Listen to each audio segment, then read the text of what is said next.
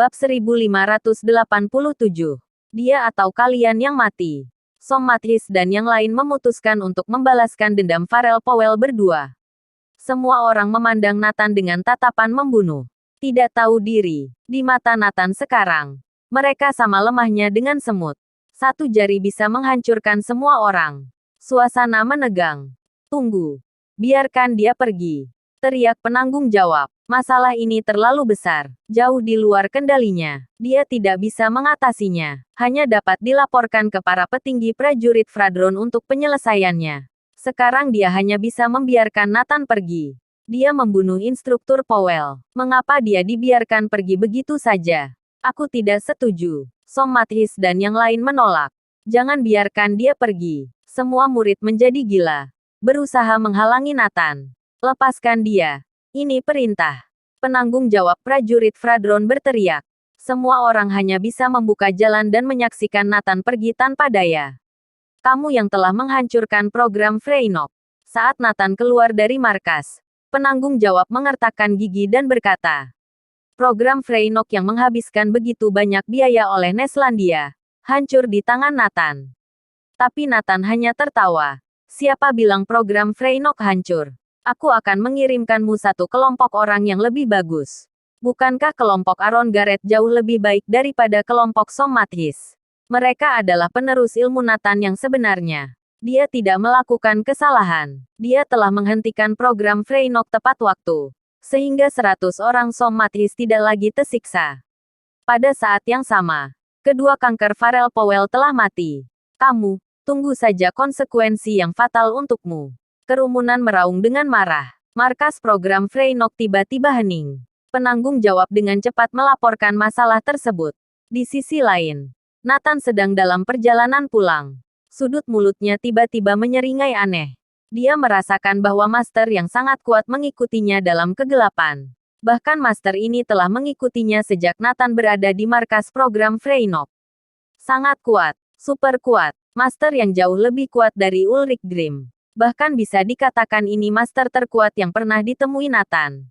Jika dia adalah Nathan yang dulu. Jika Nathan bertemu orang ini, dia mungkin akan putus asa. Beruntung Nathan memiliki guru. Membuat Nathan terlahir kembali. Nathan membiarkannya mengikuti. Sepanjang jalan kembali ke Anhemia. Di markas pelatihan yang dia bangun. Aaron Garrett dan yang lain sedang berlatih dengan serius. 6 penjaga serta Nana juga ada di antara mereka. Suasana sangat semarak. Ketika semua orang melihat Nathan datang, mereka segera menghentikan kegiatan mereka dan memandangnya dengan hormat. Master Semi Maha Tinggi dalam persembunyian tiba-tiba terkejut. Jadi Nathan melatih begitu banyak master. Dia dapat melihat bahwa kelompok anak muda ini jauh lebih kuat daripada kelompok anak muda yang berada di program Freynok. Juga ada seorang anak kecil dengan talenta yang begitu tinggi. Bahkan di tempat mereka pun tidak ada satupun yang seperti dia. Mengerikan sekali. Benar saja. Nathan punya banyak rahasia. Dia langsung menjadi bersemangat. Hari ini dia berhasil menemukan apa yang ingin dia ketahui. Nathan melirik semua orang dan berkata, hari ini, aku akan mengatur pertempuran yang sebenarnya untuk kalian. Lawannya sangat kuat hingga membuat orang putus asa. Kalian harus mengandalkan seluruh kekuatan kalian untuk membunuhnya. Jika musuh tidak mati, maka kalian yang akan mati. Aku tidak akan membantu. Walau kalian harus mati. Setelah Aaron Garrett dan yang lain mendengarnya, ekspresi mereka menjadi rumit. Tapi semangat mereka meningkat. Kami ingin hidup. Kami ingin mengalahkan lawan. Aaron Garrett meraung. ... Yang lain juga meraung. Oke. Mari kita mulai. Nathan tiba-tiba melihat ke satu arah. Teman, kamu telah mengikuti aku sepanjang jalan. Keluarlah. Bab 1588. Awal pelatihan iblis. Apa? Master Semi Maha Tinggi dalam kegelapan terkejut. Ternyata dia sudah lama ketahuan. Celaka. Nathan sama sekali bukan orang biasa. Dia berbohong kepada semua orang. Master Semi Maha Tinggi perlahan berjalan keluar. Nathan tertawa. Alasan mengapa dia tidak langsung menangkap orang ini. Karena dia ingin memberi Aaron Garrett 100 orang ini ujian maut. Untuk sementara kekuatan 100 orang ini sudah cukup. Tapi mereka belum pernah melewati pertempuran maut. Setelah pertempuran ini, mereka baru akan berubah. Bisa dibilang ini adalah ujian kelulusan dari pelatihan. Ujian bagi orang lain adalah kertas ujian. Namun, Aaron Garrett dan yang lain harus mempertaruhkan nyawa mereka untuk mengikuti ujian. Lawannya sangat kuat. Master Semi Mahatinggi juga mengerti apa yang terjadi. Dia dijadikan alat berlatih. Nathan Clark ingin membunuhku dengan bocah-bocah ini. Mimpi. Aku sudah menjadi Master Semi Mahatinggi. Jika Master Mahatinggi tidak keluar, siapa yang bisa melawanku di dunia ini?